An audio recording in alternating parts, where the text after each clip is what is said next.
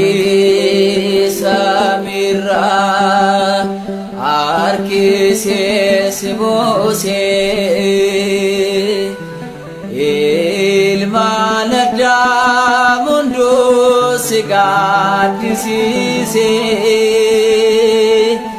hidhaa cubburraatiin dhiiga kennuu bittee dabarseet yawlaattee ati nu baay'istee.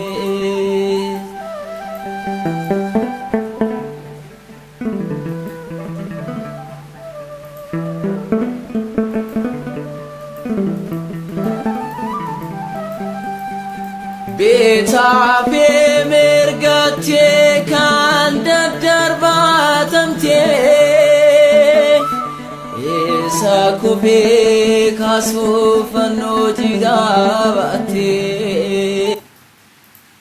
Maqaa Abbaa kan Ilmaa kan Hafuura Qulqulluu Waaqayyo tokkoon amiin. Maatiiwwan Waaqayyoo kan biyya keessas biyya alaas jirtan maqaa Gooftaa keenya Yesuus Kiristoositiin nagaan isiniin jedhaa. Akkam jirtu? Akkamitti nageessanii? Amiin. Waaqayyoon Abbaan jaalalaa, Abbaan dhiifamaa, akka cubbuu keenyaa, akka balleessaa keenyaa ilaalee osoo nutti hin eekkamiin yeroo kanaan kan nu ga'ee maqaan isaa kan ulfaate nuuf haa ta'u. Obboleewwan koo baga Waaqayyoon sooma bilchataatiin isin ga'ee nu ga'e. Waaqayyoon Abbaan jaalalaa yoo jedhee waa'ee haadha keenya araarsummaa ishee waadaa ilmi ishee seenee qabadhe yeroo muraasaan booda dhiyaadhaa. Har'aaf garuu kutaan shanaffaan amantaan maali isa jedhu wajjin ilaallaa jechuudha. Amantaan maali isa jedhu erga ilaallee turre har'aaf garuu amantaan eenyuufi? Amantaan maal akka ta'e ilaalleerra. Amantiin maal akka ta'e ilaalleerra. Amantaan immoo of keessaa wantoota jahan akka qabaatan ilaallee tura. Taansuudhaan immoo bu'uurri amantaa maal akka ta'e kutaa arfaffaa keessatti ilaallee turre. Har'a immoo Waaqayyoon yoo jedhe amantaan eenyuufi fi amantoonni maal qabu waan jedhu san kutaalee kana jalatti wajjin ilaallaa jechuudha. Amantaan eenyuufi? Hundi keenya mee of haa gaafannu. Amantaan eenyuufi? Waaqayyoon dhala namaatiif qulqullootaaf al tokkicha amantaa ishee dhugaa kennee akka jiru hundi keenya ni beekna. Amantaan eenyuufiree waan jedhu immoo har'a kutaalee itti aanan ilaallaa jechuudha.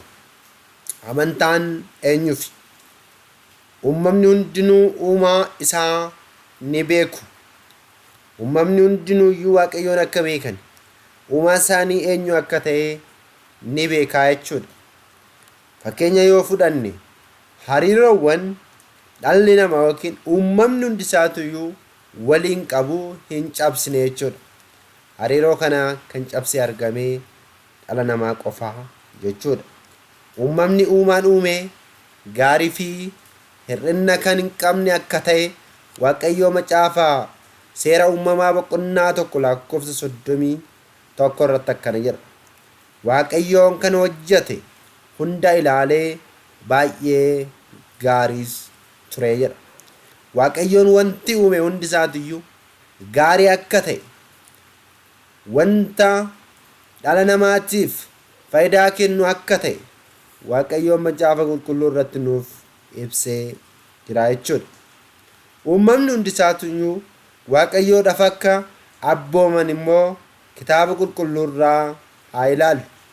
Wangeela Luqaas boqonnaa 33:44 fi Wangeela Maatiyoos boqonnaa 27:51 irratti akkana jedha. Gooftaan keenya Iyyasuus Kiristoos dhala namaa fayyisuuf jecha yeroo biyya lafaa dhufee waggoota 33 addunyaa kanarraa deddeebi'een boodatti dhiiga isaatiin dhala namaa fayyisuu waan dhufeef waadaa seene san fiixaan baasuudhaaf Addaamii fi ijoollee isaa bilisa baasuudhaaf qaraaniyoon irratti fannifame. Gooftaan addunyaa kana uumee harka uumamtoota isaatitti fannifame.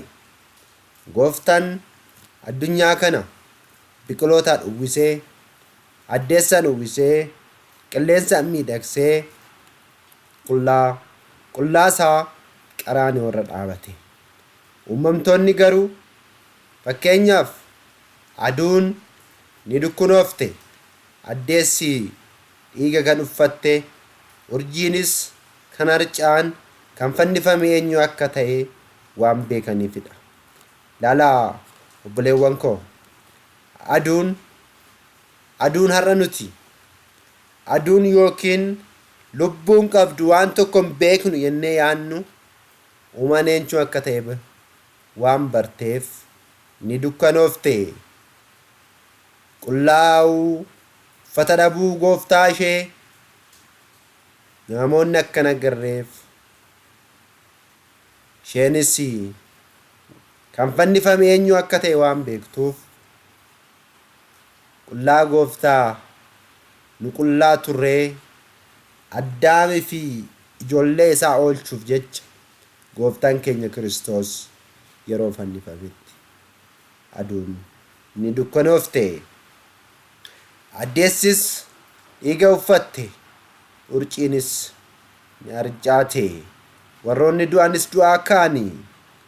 Kun hundi isaatiyyuu uumaan isaanii eenyu akka ta'an waan baraniifidha. Gooftaan keenyas wangeelaan akkana jedhe, kunneen yoo cal'isan dhagoonni ni iyyuu ni galateeffatu jedhe. Gaafa Hosaa'inaa ilma Daawit maqaa Waaqayyootiin kan dhufu inni eebbifamaadha yeroo jedhanii gooftaan keenya Yesuus Kiristoos yeroo gara Yerusaalem galetti daa'imman waan tokko hin beekne ba'anii yoo isa faarfatan warroonni Ayhuudota jedhaman akka hin faarfanneef dhoggaa turan. Yeroo kanaadha gooftaan keenya Yesuus Kiristoos ijoollee kana yoo dhoggitanis, ijoolleen kun akka na faarfanne yoo taasiftanis dhagaan Bitaaniyaa na faarfata jechuudhaan dhagaan gooftaa faarfatee jira. Kanaafidha uumamtoonni hundi isaatiyyuu Waaqayyoon akka beeku asirraa hubachuu ni dandeenya jechuudha. Uumamni hundinuu karaa nuti hubannuun alatti uumaa wajjiin dhufeenya qabu. Uumaa isaanii wajjiin walitti dhufeenya qabu. Fakkeenyaaf harreen Bala'aam inni arguu kan hin dandeenye isheen argitee jirti. Ergamaan Waaqayyoo fuuldura dhaabatee akka jiru Bala'aam hojii Waaqayyoo dhiisee hojii gadhee hojjechuudhaaf yookiin ijoollee Israa'el abaaruudhaaf yeroo deemetti Waaqayyoon ergamaa isaa qulqulluu Mikaa'el ergee yeroo inni fuuldura dhaabbatutti Bala'aam arguu hin dandeenye. Harreen garuu ergamaa Waaqayyoo argitee jirti, afaanis baaftee dubbattee jirti. Kanaaf uumamtoonni hundinuu Waaqayyoon akka beekan hubachuu ni dandeenya. Kana jechuun keenya garuu hundinuu amantaan ni barbaachisaaf jechuu miti. Amantaan kan barbaachisu maqaa isaa faarfatanii kabajaa isaa dhaalanii jiraachuuf warra uumaman qofaafidha. Kuuwwan kan uumaman faayidaa fi soorannaa fooniitiifidha. Kanaaf Waaqayyoon gooftaan keenya uumamtoota hunda isaatiyyuu erga uumeen boodaatti guyyaa isa dhumaati irratti Addaamin biyyoo irraa wanti uumeef Addaamiif waan barbaachisu hunda isaatu mijeessuudhaaf akka ta'e ni hubanna. Maqaa isaa faarfatanii kabajaa isaa kan naalan immoo namaa fi ergamoota qofaadha. Kanaaf amantaan kan barbaachisu namaaf ergamoota fi jechuudha. Namaa fi ergamoonni waan gaarii yoo hojjetan mootummaa Waaqayyoo akka dhaalan, akka gatii argatan, waan gadhee yoo hojjetan immoo ibidda bara baraatitti akka darbataman ni hubannaa jechuudha. Fakkeenyaaf ergamoota keessaa Saaxinaa'eel abboommii Waaqayyoo cabsee aangoo Waaqayyoon isaaf kenne dhiisee Waaqa ta'uu waan barbaadeef aangorraa Waaqayyoon isa buusee gara ibidda bara baraatitti isa darbatee jira. Dhala namaa keessas Addaam abboommii Waaqayyoo waan cabseef bara 5,500dhaaf garbummaa seexanaa jalatti deebi'ee ture jechuudha. Har'as nus warroonni biyya lafaa keessa jiran abboommii Waaqayyoo cabsinee yoo gaabbiin galle kan nu eeggatu ibiddaa jechuudha. Waaqayyo abbaan jaalalaa kanarraa nu haa oolchu. Kanaafidha ijoollee koo hin du'inaa, akka duutan ani hin barbaadu, garuu anaa fi isin jidduu hallayyaatu jira. Hallayyaa kana ceetanii yoo dhuftan mootummaa koo dhaaluu dandeessu jedhee gooftaan wanti dubbateef jechuudha. Hallayyaa kan jedhame cubbuudha. Cubbuu biyya lafaa keessatti raawwannu dhiibnee karaa Waaqayyootti yoo dhiyaanne, Waaqayyootti dhiyaannee imimmaadhaan boo'ichaan jechuudha soomidhaa fi sagadaan gara Waaqayyootti dhiyaachuu qaba. Yeroo kana keessattuu iyyuu yeroo soomii Waaqayyootti dhiyaachuun dirqama dhala namaati jechuudha. Waaqayyoon dhiifama gaafachuun, araara gaafachuun qabna jechuudha obboleewwan koo. Kanaaf amantaan kan inni barbaachisu dhala namaatiif, amantaan kan inni barbaachisu dhala namaatiif ergamootaaf akka ta'e hubachuu qabna jechuudha. Uumamtoota kanneen kan biroo irraa adda kan taasise maalidha? Namaa fi ergamoota uumamtoota kaawwan irraa akka mana amantaa keenyatti uumamtoota 22tu jira. Isaan keessaa namootaa fi ergamoota adda kan taasise maalidha? Inni jalqabaa beekumsi kan kennameef ta'uudha. Beekumsi dhala namaatiifis ergamootaafis kennamee jira. Beekumsa sanitti fayyadamuudhaan uumaa ofii barbaadee argatee kabajuu, waaqeffachuun dirqama isaati jechuudha. Inni biraa ergamoonni gonkumaa kan hin duune, namni immoo lubbuun kan hin duune qabu ta'uu isaaniiti. Asirratti wanti hubachuu qabnu ergamoonni hin du'an. Dhalli namaa garuu foonii yoo du'es lubbuun isaa hin duutu. Yookiin gannat keessa jiraatti yookaan si'oolii keessa jiraatti jechuudha. Kanaafu jireenya bara baraa jiraachuuf abdii kan qaban waan ta'aniif Waaqayyoo wajjiin wal lolanii gara si'oolii fi abidda bara baraatti akka hin buune amantaa fi hojii gaarii isaan barbaachisa jechuudha. Keessattuu dhalli namaa Waaqayyoodhaan walitti dhufeenya qabaachuu akka qabu. Cubbuus yoo hojjete Waaqayyotti boo'ee Waaqayyoo isaa dhiifama gaafachuu akka qabudha. Kanaaf walumaa galatti amantaan eenyuufi yoo jenne amantaan uumamtoota isa faarfatanii, isa galateeffatanii mootummaa isaa dhaaluudhaaf warroota uumamanii jechuudha. Isaanis ergamootaa fi namoota akka ta'an hubachuu qabna jechuudha. Inni biraa amantoonni maal qabu? Anis, isinis, isheenis, innis maal qaba? Kan jalqabaa fedhii bilisaa qabna. Fedhii bilisaa. Waaqayyoo yeroo nuti cubbuu hojjennu waan gadhee raawwannu nutti hin dheekkamu. fedhii bilisaa.